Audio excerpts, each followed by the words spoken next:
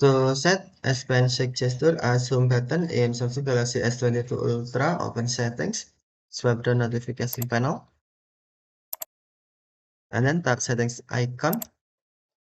Scroll to settings screen, find advanced features,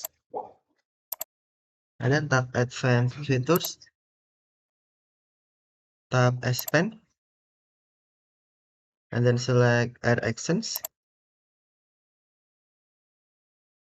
and then tap shake S Pen gesture icon, select home. Now, suggest S Pen gesture set as home. To use, press and hold your S Pen button and then move, shake, and then release. Okay, press and hold, shake, and then release. Okay, now press and hold, shake, and then release. Okay, thank you for watching. Have a nice day.